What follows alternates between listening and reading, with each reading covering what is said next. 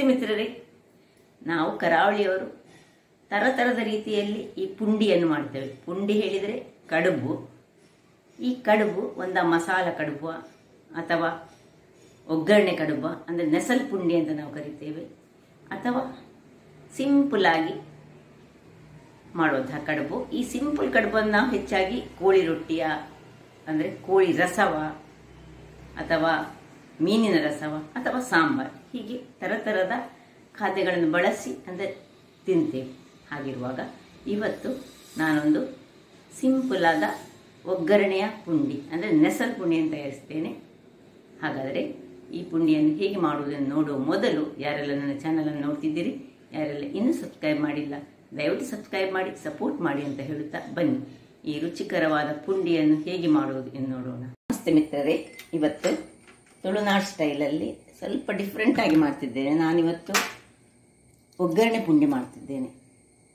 ಹೆಚ್ಚಾಗಿ ನಾವು ಕುಚ್ಚಲಕ್ಕಿಯನ್ನು ಮಾಡ್ತೇವೆ. ಇವತ್ತು ನಾನು ಈ ದೋಸಾ ರೈಸ್ ಅಂದರೆ ರಾ ರೈಸನ್ನು ಉಪಯೋಗಿಸಿ ಒಂದು ಮಸಾಲ ಪುಂಡಿ ಅಂತ ಹೇಳ್ಬೋದು, ಒಗ್ಗರಣೆ ಪುಂಡಿ ಅಂತ ಹೇಳ್ಬೋದು. ಇದರಲ್ಲಿ 150 ಗ್ರಾಮ್ಸ್ನಷ್ಟು ಈ ಅಕ್ಕಿ ಉಂಟು, ಅಂದರೆ 1.5 ಲೋಟದಷ್ಟು ಅಕ್ಕಿ, 150 ಗ್ರಾಮ್ಸ್.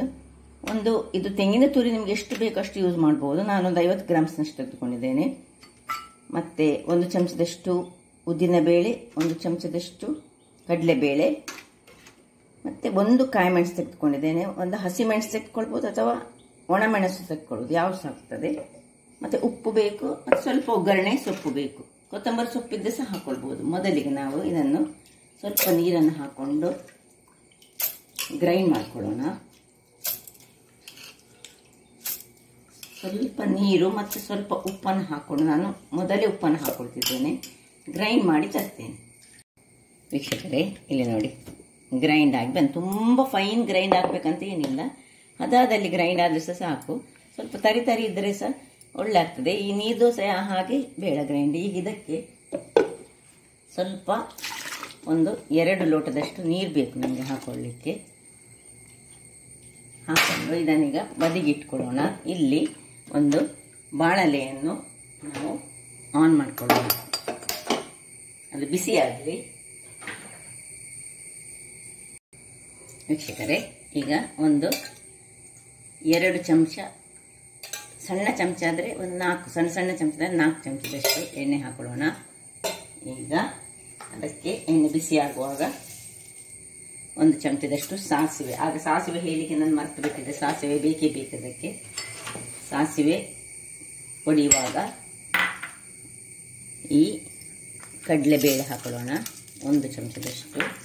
1 ಚಮಚದಷ್ಟು ಉದ್ದಿನಬೇಳೆ, ಇನ್ನು ಕರಿ ಮೆಣಸನ್ನು, ಕರಿ ಬೇವಿನ ಸೊಪ್ಪನ್ನು ನಾನು ಚೂರು ಮಾಡ್ಕೊಂಡಿದ್ದೇನೆ, ಚಾಪ್ ಮಾಡ್ಕೊಂಡಂಥದ್ದು. ಚಾಪ್ ಮಾಡ್ಕೊಂಡಂತಹ ಮೆಣಸು, ಇಲ್ಲಿ ಕಾಯಿ ಮೆಣಸು ಹಾಕ್ಬೋದು, ನೀವು ಈ ಗ್ರೀನ್ ಚಿಲ್ಲಿ ಸಹ ಹಾಕ್ಕೊಳ್ಬೋದು. ನೀವು ನನ್ನ ಹಿಂದಿನ ವಿಡಿಯೋಗಳನ್ನು ನೋಡಿದರೆ ನಾನು ಇನ್ನೊಂದು ರುಚಿಕರವಾದ ಕೆಂಪು ಮೆಣಸು ಮತ್ತು ತೆಂಗಿನಕಾಯಿಯನ್ನು ಗ್ರೈಂಡ್ ಮಾಡಿದಂತಹ ಒಂದು ರುಚಿಕರವಾದ ಮಸಾಲ ಪುಂಡಿ ಮಾಡಿದ್ದೇನೆ. ಅದು ಸಹ ಬಹಳ ಚೆನ್ನಾಗಿ ಬರ್ತದೆ.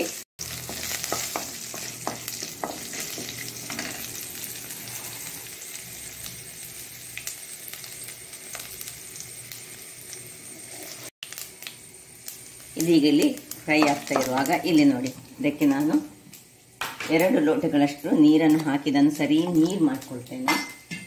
ನೀರು ಮಾಡಿಕೊಂಡು ಸ್ವಲ್ಪ ತಿರುಗಿಸಿಕೊಂಡು ಉಪ್ಪನ್ನು ಹಾಕ್ಕೊಂಡಿದ್ದೇನೆ ಮೊದಲೇ. ಈಗ ಇದಕ್ಕೆ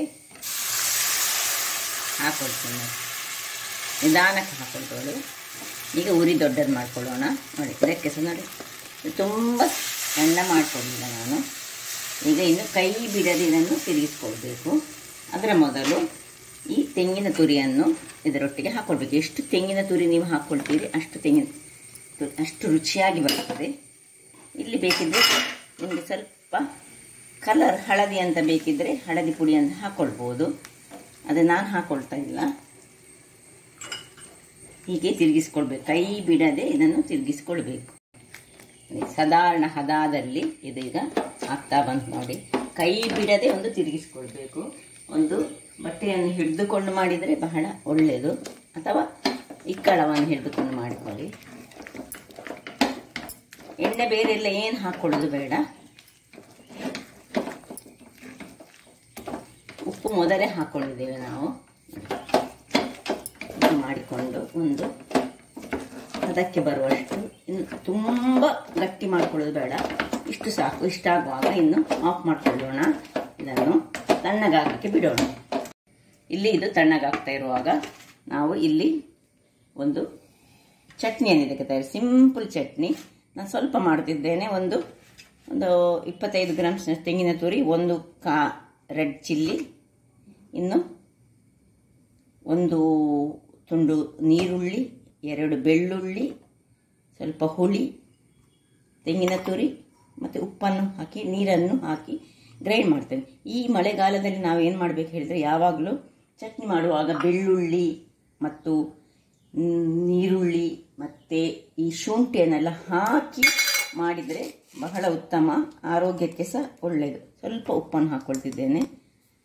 ಇನ್ನು ನೀರನ್ನು ಹಾಕ್ಕೊಂಡು ಗ್ರೈಂಡ್ ಮಾಡಿ ತರ್ತೇನೆ. ಚಟ್ನಿ ನೋಡಿ, ರೆಡ್ ಕಲರ್ನ ಚಟ್ನಿ ರೆಡಿ ಆಯಿತು.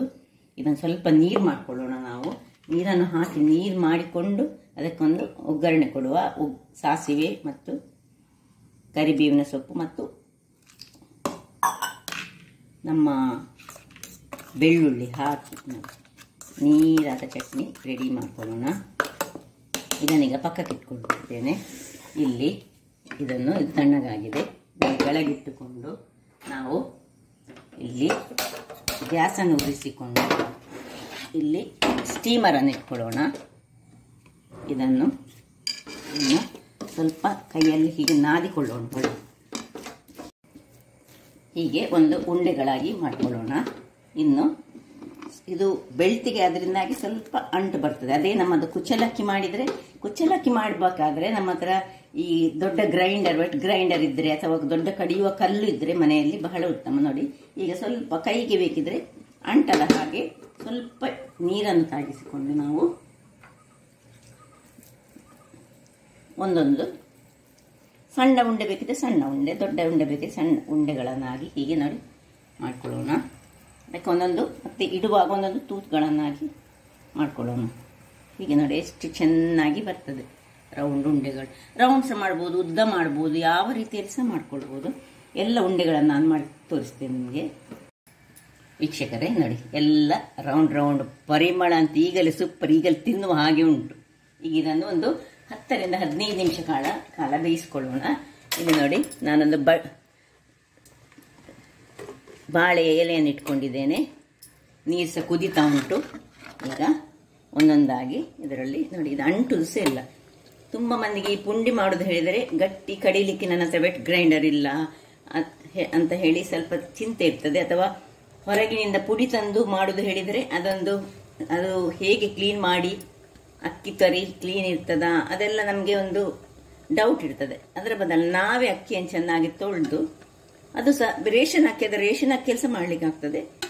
ಇಷ್ಟು ಚೆನ್ನಾದ ಒಂದು ರುಚಿಕರವಾದ, ಮಕ್ಕಳಿಗೆ ಸಹ ಪ್ರಿಯವಾದ, ಬೇಕಿದ್ರೆ ನಿಮಗೆ ಸ್ವೀಟ್ ನೀವು ಇಷ್ಟಪಡ್ತೀರಾ ಆದರೆ ಹೀಗೆ ಮಾಡುವಾಗ ಸ್ವಲ್ಪ ಬೆಲ್ಲವನ್ನು ಹಾಕಿದರೆ ಸಹ ಚೆನ್ನಾಗಿ ಬರ್ತದೆ. ಆದರೆ ಇದಕ್ಕೆ ಚಟ್ನಿ ಇದ್ರೆ ಬಹಳ ರುಚಿಕರ.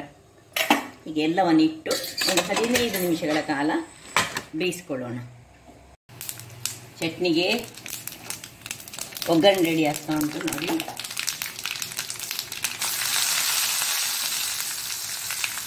ಸಾಸಿವೆ, ಉದ್ದಿನ ಬೇಳೆ, ಕರಿ ಲೀವ್ಸ್ ಮತ್ತು ಒಂದು ಬೆಳ್ಳುಳ್ಳಿ ಸಾಕು. ಆಫ್ ಮಾಡಿಕೊಂಡು ಇಲ್ಲಿ ಇದನ್ನು ಇದಕ್ಕೆ ಶಿಫ್ಟ್ ಮಾಡ್ಕೊಳ್ತಿದ್ದೇನೆ. ಚಟ್ನಿ ರೆಡಿ ಆಯಿತು. ಇಲ್ಲಿ 15 ನಿಮಿಷಗಳ ಕಾಲ ಸಹ ಆಯಿತು.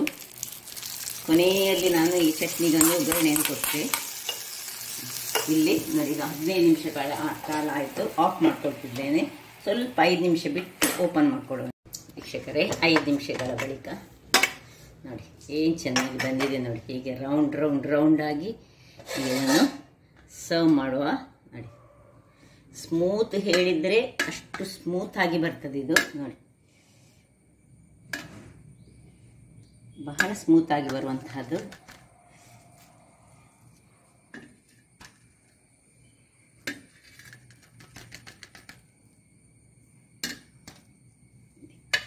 ಏನು ಚೆನ್ನಾಗಿ ನೋಡಿ, ಎಷ್ಟು ಇದರಲ್ಲಿ ಒಂದು 10 ಕಡುಬನ್ನು ಸಹ ತಿನ್ಬೋದು.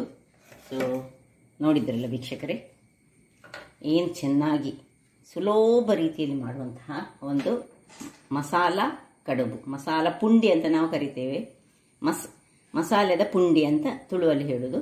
ಹಾಗಾದರೆ ನನ್ನ ಕುಕಿಂಗ್ ಚಾನಲ್ ನಿಮಗೆ ಇಷ್ಟ ಆದರೆ ಬೋಳೂರು ಸುವರ್ಣ ಚಾನಲನ್ನು ಲೈಕ್ ಮಾಡಿ, ಶೇರ್ ಮಾಡಿ ಹಾಗೂ ಸಬ್ಸ್ಕ್ರೈಬ್ ಮಾಡಿ ಹಾಗೂ ನನ್ನ ಇನ್ಸ್ಟಾಗ್ರಾಮ್ ಪೇಜನ್ನು ಫಾಲೋ ಮಾಡಿ. ಧನ್ಯವಾದಗಳು.